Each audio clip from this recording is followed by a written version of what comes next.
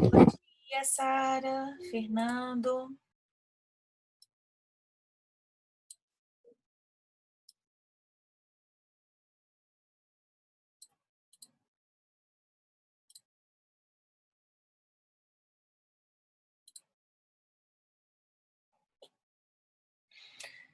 Seu Bartô, Robert.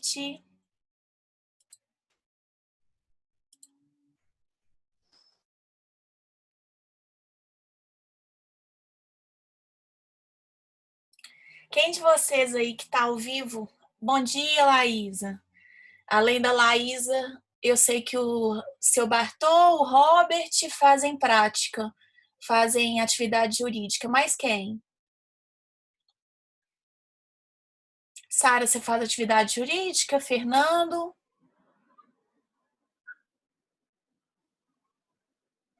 Fernando, desculpa. Fernando e Fernando, vocês fazem atividade jurídica? Só dar um recadinho para quem faz. Então, o processo da Cleonice, que vocês estão mexendo com ele, sabe? Ele teve um desdobramento. E aí, a Laís entrou em contato com a Cleonice e ela decidiu, porque até então ela estava com muito receio, ela não queria. Pois é, mas aí serve para você também, Fernando. Ela não queria que fizessem o cumprimento de sentença sob pena de prisão, sabe? Ela tinha muita resistência em relação a isso. E aí o que aconteceu foi o seguinte: a gente conversou com ela, a Laísa conversou com ela, porque ela tá muito apertada e tudo. E aí ela autorizou nós fazermos o cumprimento de sentença sob pena de prisão. Então, aquele que já está tramitando lá sob pena de penhora de bens vai continuar tramitando. A gente vai pegar os últimos 3 meses e vai fazer um cumprimento de sentença sob pena de prisão, em face do pai do menino lá, do pai do Roger. Então, eu vou cadastrar o prazo para vocês fazerem, né? Vou cadastrar com um prazo um pouquinho maior e tudo. E aí vocês vão ter que fazer aquela planilha, fazer tudo direitinho, tá? E ó, na prática mesmo, real, que vocês aprenderam comigo no semestre passado. Não é isso, Laísa?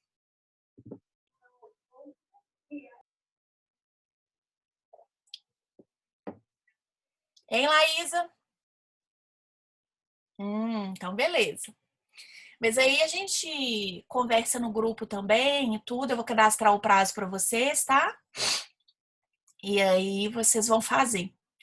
Ela finalmente decidiu, porque eu até tinha falado com a Laísa, falei, gente, por que isso aqui não foi feito sob pena de prisão, né?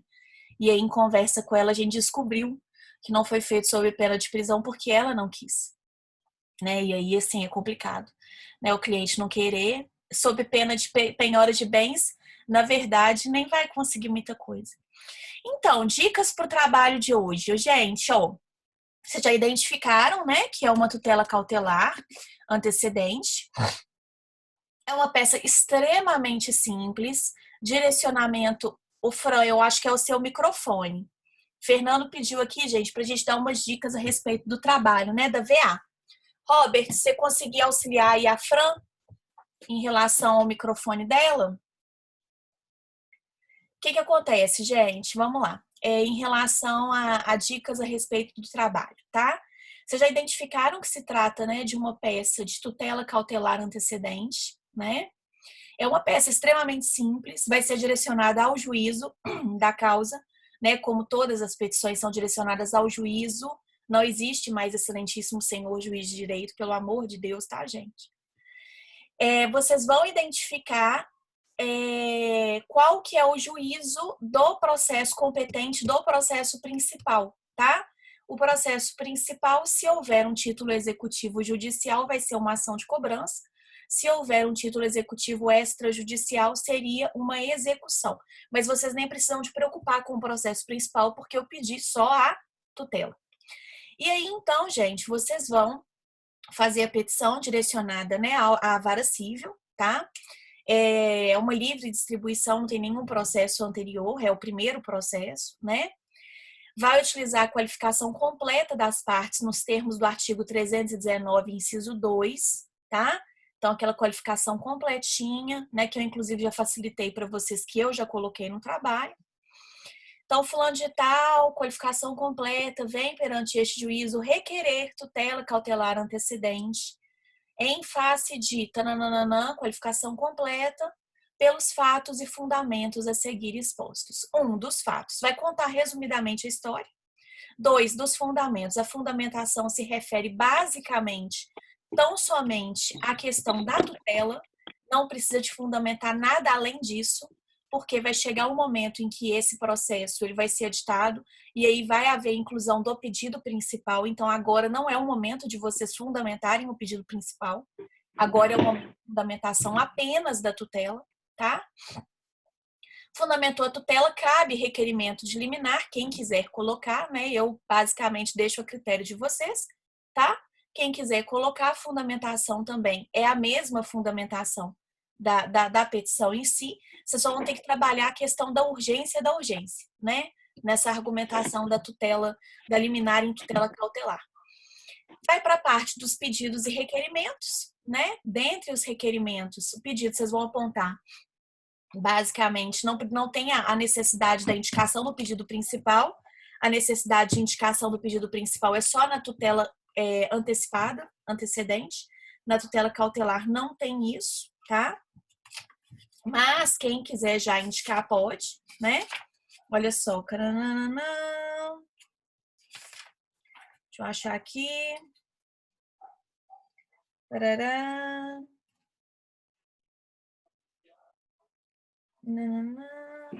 Na tutela cautelar não tem indicação de pedido final, tá?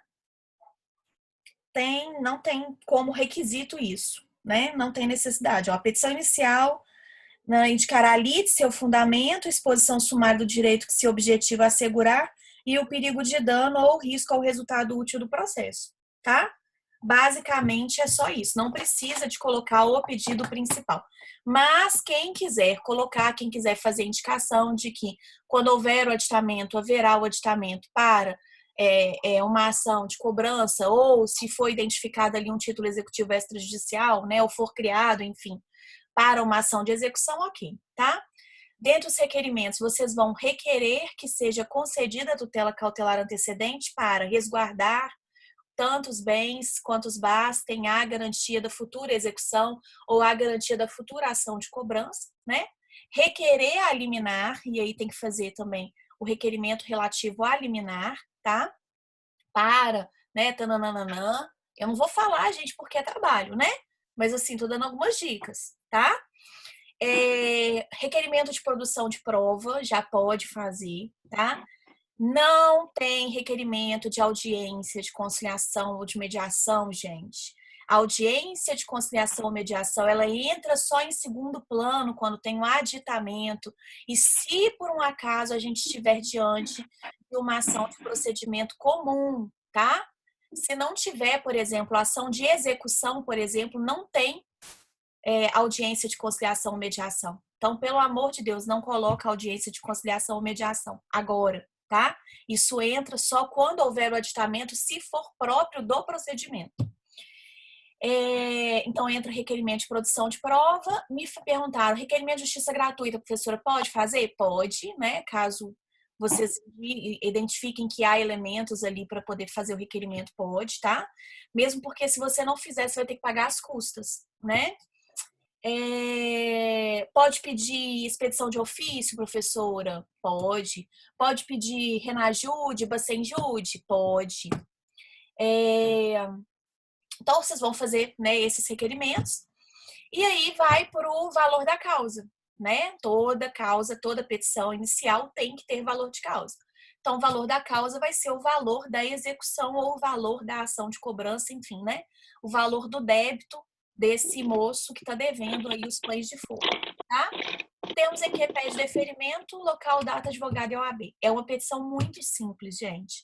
Né? Às vezes vocês ficam até assustados com a simplicidade da petição. É uma petição simples, porém vocês têm que tomar cuidado com os requisitos específicos. E mais ainda, tem que tomar cuidado para não misturar requisito da tutela antecipada antecedente com a tutela cautelar antecedente. Tutela antecipada antecedente, os dois artigos que se referem a ela são somente os 303 e o 304, tá?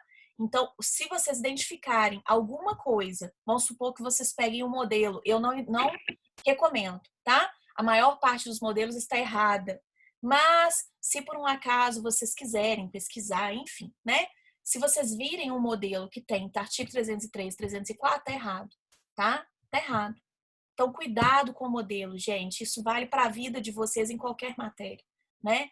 A melhor forma de fazer uma petição é pegar o código na parte aonde está descrito ali o procedimento e seguir o código em relação ao procedimento, né? Professora, posso fazer visual law? Pode. Posso fazer...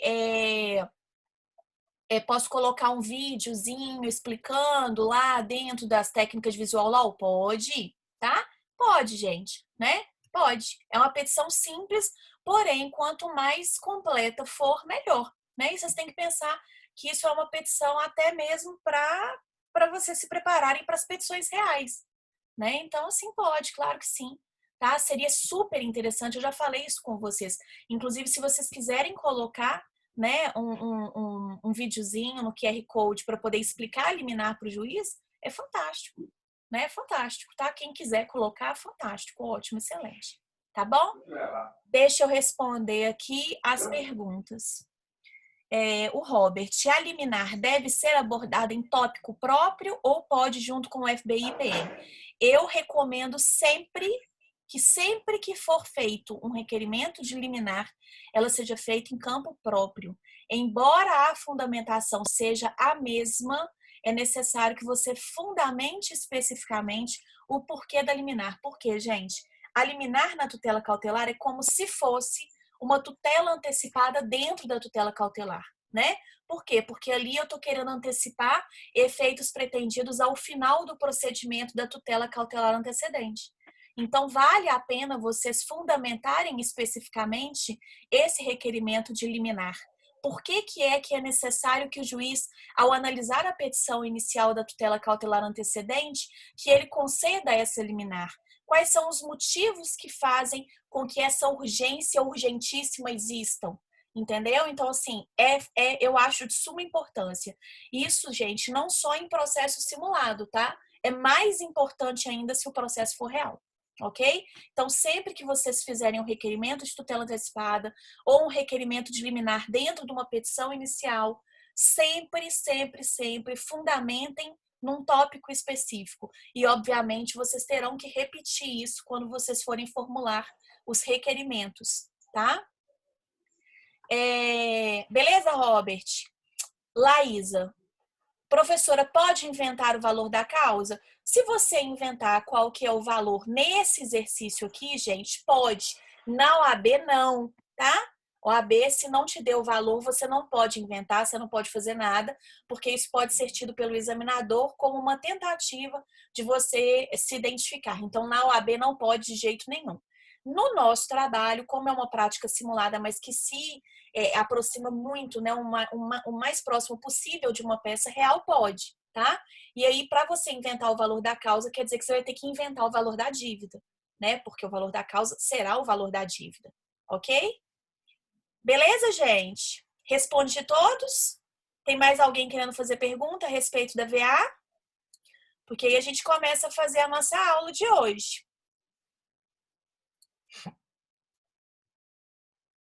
Mais alguém? Então, posso começar? Alguns já fizeram perguntas para mim também via WhatsApp, né? Eu mandei respondendo durante os dias e tudo. E aí, então, vamos começar. Podemos, queridos? Vou esperar vocês responderem. Porque senão fica parecendo que eu estou aqui sozinha. E eu sinto saudade de vocês.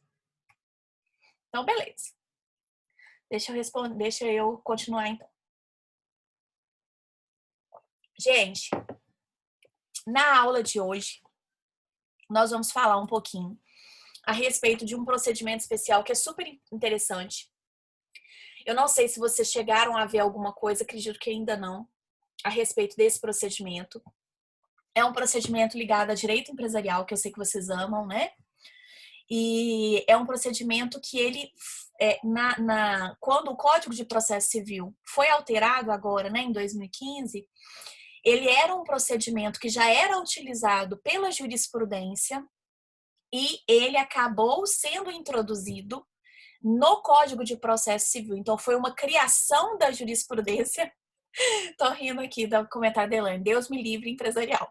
Pois é, mas hoje nós vamos falar de um procedimento que cabe em direito empresarial, mas é um procedimento muito leve, é um procedimento muito tranquilo, embora já tenha sido cobrado na OAB, na prova de direito empresarial, né?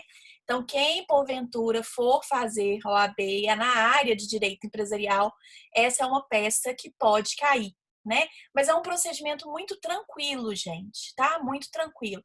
Tem umas pegadinhas que nós vamos falar, né? Nós vamos ressaltar principalmente essas pegadinhas, mas é muito tranquilo, tá?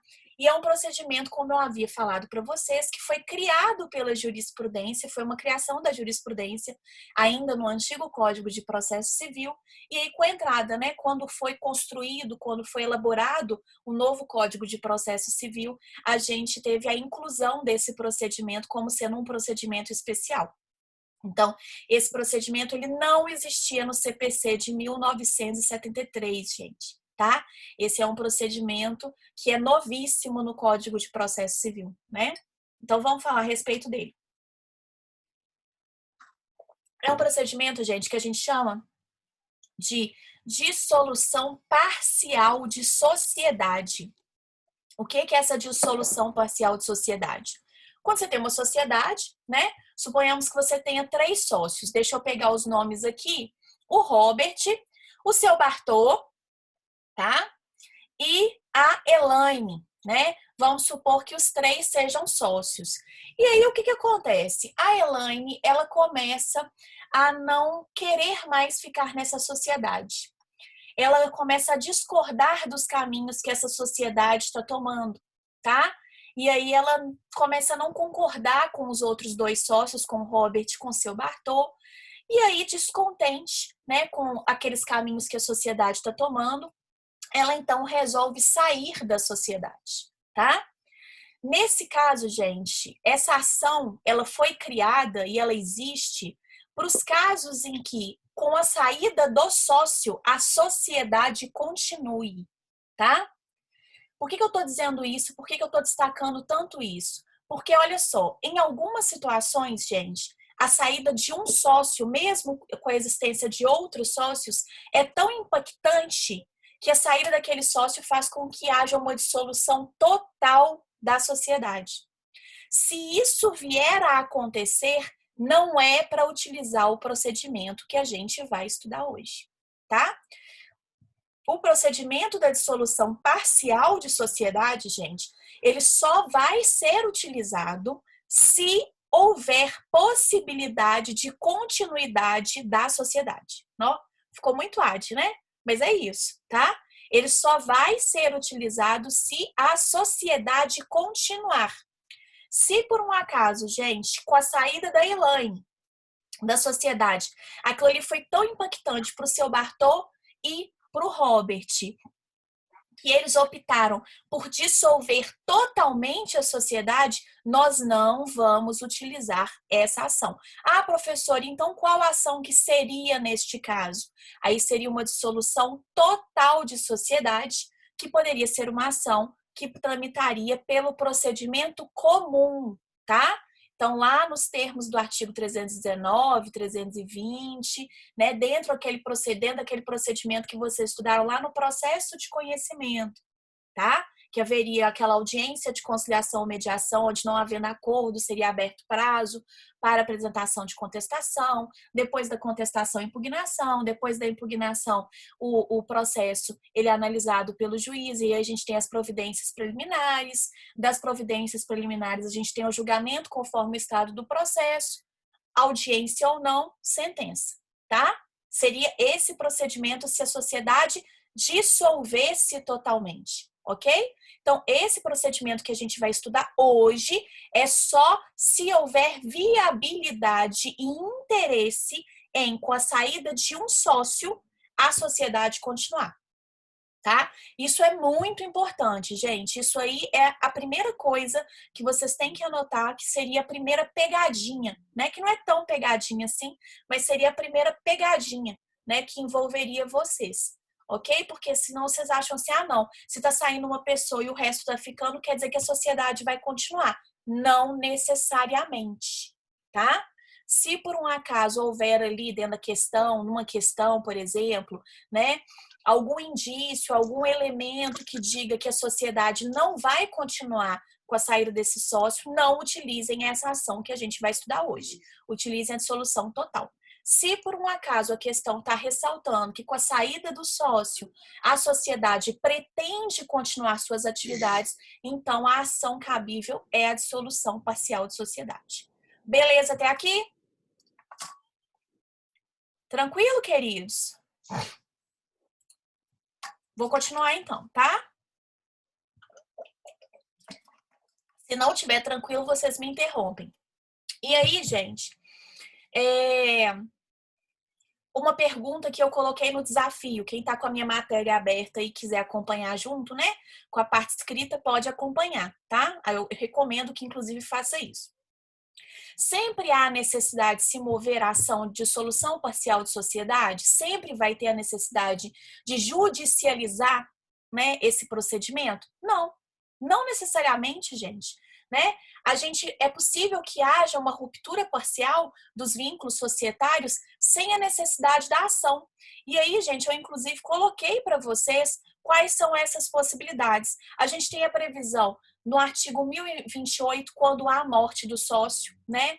E aí o contrato dispõe pela não liquidação da cota do sócio falecido, ou se por um acaso os sócios remanescentes optam pela dissolução total, ou se os sócios remanescentes acabarem celebrando um acordo com os herdeiros do sócio falecido.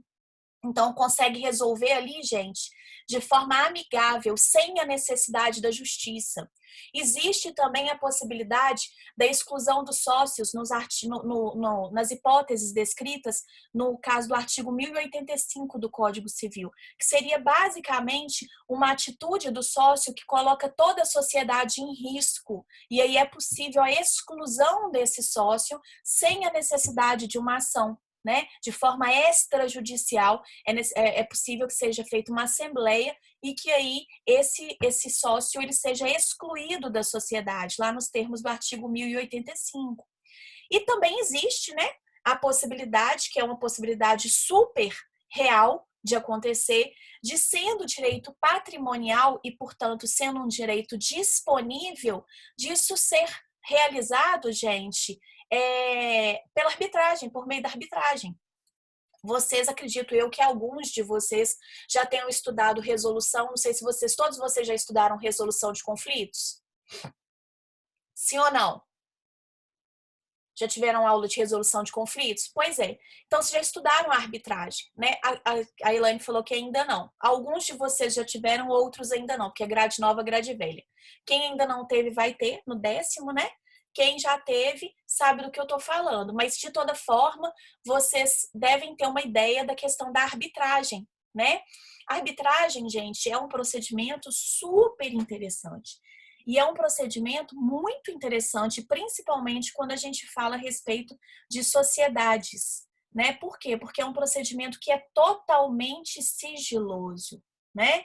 Então, qualquer problema que existe dentro da sociedade, se for, e aí a gente está falando de direitos disponíveis, né? Portanto, a gente pode utilizar arbitragem de forma bem tranquila. Eu resolvendo isso dentro de uma câmara arbitral, a possibilidade de vazar alguma notícia a respeito da situação daquela sociedade ou a respeito desses conflitos é praticamente zero. Por quê? Porque o procedimento é totalmente sigiloso mesmo, tá? Não é sigiloso igual lá no fórum, que é sigiloso, mas eu que sou, vamos supor que a Elaine, que seja estagiária do caso, ela consegue ir lá e pegar o processo, ela consegue ir lá e ver o processo, ou que o processo esteja dentro do Drive, igual a gente tem dentro aí do SF Web, que vocês conseguem consultar o processo. Não, não é sigiloso desse jeito, gente, é sigiloso mesmo, tá? De a gente não conseguir, por exemplo, assistir uma sessão, né, da Câmara Arbitral, porque é sigiloso mesmo, tá? Então, assim, é muito interessante a gente conseguir poder resolver esses problemas da sociedade dentro da arbitragem. Então, pode ser que a saída desse sócio, por exemplo, possa ser resolvida dentro de uma Câmara Arbitral? Sim, é possível, né? Então, assim, não necessariamente, gente, a gente vai utilizar a ação judicial de dissolução parcial de sociedade em todos os casos. A ação, ela é uma última alternativa, tá? Ela é uma possibilidade quando nenhuma das possibilidades anteriores foi possível. Não tem jeito de resolver de forma amigável, não tem como resolver nos termos do artigo 1085, não tem jeito porque o contrato, por exemplo, social, ele não dispõe, não há interesse dos sócios em celebrar acordo com os herdeiros do sócio falecido, então tem que judicializar, os herdeiros já entraram em contato com a sociedade, tentaram ali conseguir de forma amigável a cota parte do pai, por exemplo, que era o sócio e faleceu, e aí a sociedade ela não demonstra esse interesse em negociar, vai ter que judicializar. Mas o que eu quero que vocês entendam é, existem outras alternativas que não a ação de dissolução parcial de sociedade, tá? Existem outras formas de resolver. A ação, ela está à disposição e, se for necessário, né, pode ser utilizada. Ok? Mas só se tiver previsto no contrato o quê, Elaine? A questão da arbitragem que você está falando?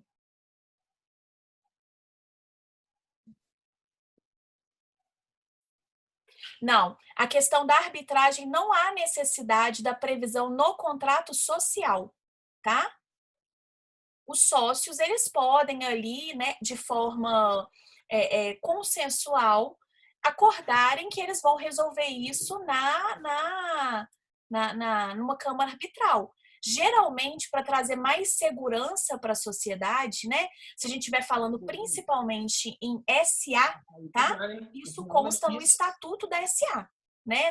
Geralmente consta no estatuto da SA que as demandas envolvendo qualquer conflito ali serão resolvidas na Câmara Arbitral. Para trazer maior segurança, eu posso colocar isso no contrato social? Sim, mas independentemente disso estar no contrato social, né, vamos supor que o contrato social é silente com relação a essas questões de como serão resolvidos os conflitos. Eu posso optar pela Câmara Arbitral? Sim, eu posso, tá? Posso optar. Deveria estar prevista, achei que seria uma regra. Não, vamos lá. Acho que talvez você esteja confundindo com a questão da cláusula compromissória, quando há necessidade absoluta de utilizar a arbitragem. Talvez seja essa a sua confusão.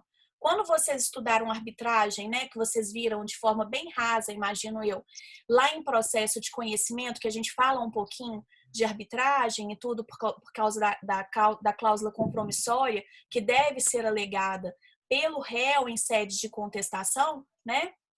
Aí, nesse caso, tem que estar no contrato, tá? Mas aqui a gente está falando de uma sociedade, né? É lógico, gente, que para trazer mais segurança para a sociedade, se por um acaso a sociedade optar por resolver as questões, os conflitos internos dela, né, perante uma câmara arbitral, é interessante sim que isso esteja no contrato social.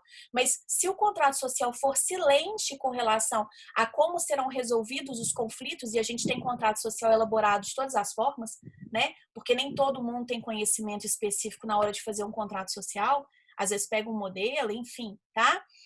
Pode-se optar, os sócios, eles podem optar por fazer por resolver esses conflitos perante uma câmara arbitral? Sim, tá? Mas eu imaginei que você devia estar confundindo com a cláusula compromissória, né? E aí, essa é uma questão. Se por um acaso, gente, estiver dispondo no contrato que isso tem que ser resolvido perante uma câmara arbitral, isso é importante. Se tiver no contrato social que todas as questões relativas à sociedade serão resolvidas perante uma câmara arbitral e, por um acaso, o sócio que sair moveu uma ação de dissolução parcial de sociedade, em sede de contestação, a sociedade ela vai alegar em preliminar de contestação, nessa ação de dissolução parcial de sociedade, a existência da cláusula compromissória. E aí, nesse caso, né, cabe a demanda ser levada para a Câmara Arbitral necessariamente por conta da previsão ali existente no contrato, tá? Belezinha? Posso seguir então? Então vamos lá. Então, a gente já viu que não necessariamente a gente vai utilizar a ação em todos os casos, né? Existem formas da gente resolver extrajudicialmente, da gente resolver amigavelmente, tá? Entretanto, se for necessário, a gente utiliza aí a ação, tá? E aí é sobre essa ação que a gente vai falar um pouquinho hoje a respeito dela, né? Bom, basicamente, gente, essa ação de dissolução parcial de sociedade, ela vai pegar algumas hipóteses de dissolução parcial de sociedade, que seria falecimento do sócio, exclusão do sócio, quando o sócio exerce seu direito de retirada ou de recesso, né? E aí ele não consegue um acordo com a sociedade, ele pode, então, fazer uso dessa ação de dissolução parcial de sociedade, tá? O procedimento, gente, é um procedimento simples, tá? É uma ação simples, ok? E essa ação, e aí mais um detalhe que é importante. Essa ação de dissolução parcial de sociedade, ela pode ter 2 pedidos cumulados ou feitos de forma independente. Então, lá nos termos do artigo 599, gente, do Código de Processo Civil, né? Eu posso pedir só a resolução da sociedade empresária, tá? Eu posso, que aí seria basicamente, né, a saída desse sócio e a alteração do contrato social. Eu posso pedir também, gente, só a apuração dos haveres. Vamos supor que a alteração do contrato social já foi realizada, o sócio já saiu, mas ele não recebeu a quota parte. Então, ele pode fazer uso da ação de dissolução parcial de sociedade só para poder receber os seus haveres, né, que seria basicamente a sua quota parte, já descontados, né, eventuais prejuízos, enfim, seria a quota parte que ele teria direito ali na sociedade com a sua saída, tá? Como também pode haver acumulação dos 2 pedidos, a resolução da sociedade mais a apuração dos haveres, ok? Então, eu posso fazer os 2 pedidos de forma cumulada, resolução e apuração dos haveres, os 2 juntos, ou eu posso pedir só a resolução, ou posso pedir só a apuração dos haveres, tá? Isso é muito importante, gente. Não é necessário cumular os 2 pedidos sempre, tá?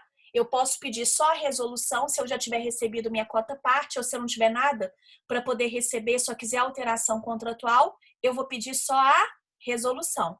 Se já tiver sido feita a alteração contratual e eu quiser só receber o valor, eu vou pedir só a apuração dos haveres. Agora, se eu tiver que pedir a alteração contratual mais os valores a que eu tenho direito, aí seria resolução contratual mais a apuração dos haveres.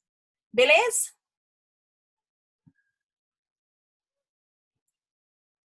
Cadê? Achava que o judiciário não podia julgar mérito. Não entendi sua pergunta, Fran. Achava que o judiciário não podia julgar mérito, recurso, depois de decisão na Câmara Arbitral, mas não pode mesmo, não. A questão é, se eu movo a ação no judiciário, antes de entrar na Câmara Arbitral, tá? O que acontece é o seguinte, só voltando aqui, gente, que é a pergunta da Fran. Achava que o judiciário não podia julgar mérito, recurso, depois de decisão na Câmara Arbitral, né? Vamos lá, eu não entendi muito bem a sua pergunta, não mérito, recurso, depois da decisão da Câmara, mas vamos lá. A questão aqui, eu não estou colocando uma decisão da Câmara depois, uma decisão do Judiciário depois da decisão da Câmara, não é isso que eu falei. Eu falei o seguinte: o contrato social dispõe que as questões relativas àquela sociedade empresária serão debatidas, serão resolvidas perante uma Câmara Arbitral, ok? O contrato social está ali estabelecido isso. O sócio que sai da sociedade, né, ele então, ao invés de procurar a arbitragem para poder resolver essas questões, ele procura o judiciário com uma ação de dissolução parcial de sociedade. Se por um acaso ele fizer isso, em sede de contestação, a sociedade vai, na preliminar de contestação, dizer da existência da cláusula compromissória no contrato social. E aí o que vai acontecer? O processo vai ser extinto sem resolução do mérito na justiça e isso vai ter que ser resolvido na Câmara Arbitral. Entendeu? Não é depois da resolução na Câmara Arbitral que eu vou para o judiciário. Não é isso que eu falei, não. Entendeu, Fran? É exatamente o contrário. Eu primeiro vou para a justiça, é identificada a existência da cláusula compromissória, isso é falado pelo réu, que seria, por exemplo, a sociedade, ela fala da existência dessa cláusula compromissória, e aí o juiz, então, extingue o processo e isso vai ser resolvido lá na Câmara Arbitral. E uma vez isso tendo sido resolvido na Câmara Arbitral, gente, não cabe qualquer questionamento nem recurso, né? O que acontece é que se por um acaso não for resolvido isso da forma como foi previsto na Câmara Arbitral, é que aí, né, a liquidação ela poderia se dar na esfera judicial, ok? Belezinha, Fran? Mas o judiciário ele não sobrepõe a uma decisão que foi dada na Câmara Arbitral de forma alguma, tá? A arbitragem é um procedimento todo legítimo e vocês estudaram, inclusive comigo no semestre passado, que as decisões das câmaras arbitrais, ou seja, as sentenças arbitrais, são títulos executivos judiciais. Tranquilo, Fran? Você entendeu? Que eu acho que ficou uma confusão aí. Então, beleza. Gente, alguma pergunta até agora? Vocês entenderam a questão da acumulação dos pedidos? Que os pedidos eles podem ser acumulados ou podem ser feitos de forma independente? Tá tranquilo até agora? Posso seguir?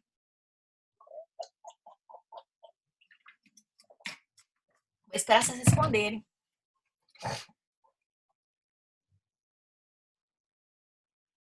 Elaine respondeu sim, Laísa respondeu sim. Tudo tranquilo? Então vamos lá, tá? Vamos lá então. A petição inicial, né? Como que é feita essa petição inicial? No que couber, gente, eu vou utilizar os requisitos lá do artigo 319 e 320, tá? Mas lembrando que é um procedimento especial. Então, como nós já falamos a respeito do procedimento especial, gente, vigora o que está descrito no procedimento especial, tá? Eu posso vir a utilizar, né, algumas normas do procedimento comum naquilo que for silente o procedimento especial. Mas eu tenho que seguir basicamente o procedimento especial, que está descrito aqui no Código de Processo Civil, a partir do artigo 599, ok? E aí, gente, uma coisa que a gente tem que destacar bastante é que essa petição inicial necessariamente tem que vir instruída com um contrato social, tá? Ou se por um acaso a gente estiver falando de uma SA, com o Estatuto Sociedade de Capital Aberto, o Estatuto Social, tá? Necessariamente. Ah, professor, então se, por exemplo, for uma sociedade de fato, né? Pode fazer ação de dissolução parcial de sociedade? Não. Por quê? Porque não tem contrato social registrado. Porque não tem documento, gente, tá? Então, necessariamente, há a necessidade mesmo absoluta de instruir essa petição inicial, gente, com o contrato social, tá? Ah, professor, e se por um acaso eu esquecer de instruir essa petição inicial com o contrato social? O juiz vai determinar que o autor emende a petição inicial, incluindo esse documento. Se ele não incluir o documento, indefere a petição inicial e extingue o processo sem resolução do mérito. Gente, eu vou passar para a próxima aula, tá? Vou mandar o link aí para vocês, ok? Agora, tá? Ninguém foge, tá bom? Por favor. Beijo.